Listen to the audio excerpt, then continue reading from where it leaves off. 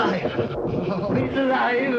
It's alive. It's alive. It's alive. Netflix's original Turkish series are good and bad.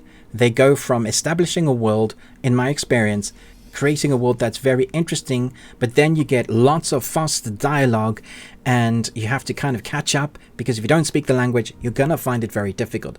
Can't say that that's any different here, but the world that we're stepping into is one that you can recognize, and you probably want to see what they're going to do with this particular story. Let's jump in. When tragedy befalls a reckless scientist in Ottoman-era Istanbul, his student uses untested methods to finish the work with devastating consequences. So this is based on the works of Mary Shelley's Frankenstein, but it does take a very different tack. In fact, we start off in the future. There's a lot of flashback, which is most of the series, as to how we got to a certain place. The first episode shows us this big kind of moment that's going to spur on the rest of the series.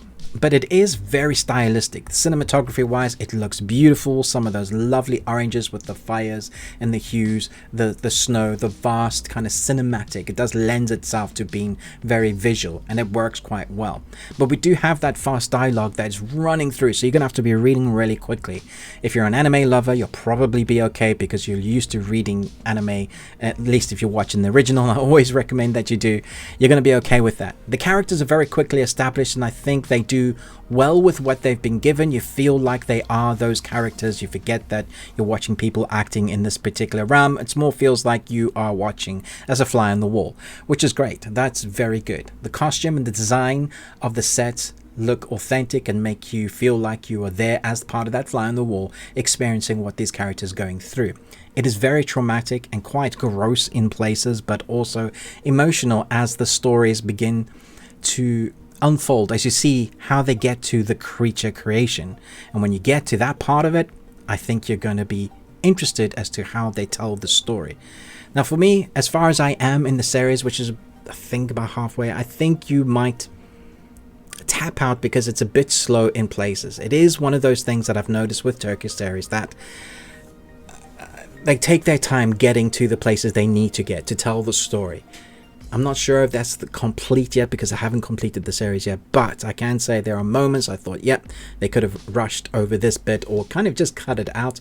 But there were moments where I thought, yeah, this is incredible. I love the characters that they're creating, very well put together, defined, interesting, somewhat two-dimensional characters, but enough for you to care to see what they're going to do with this particular version.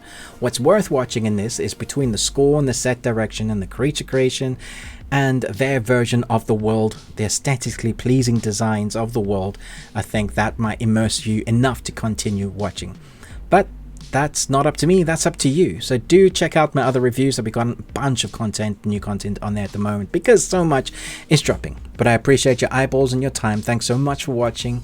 Most of all, until next time, remember, live long and Tuesday.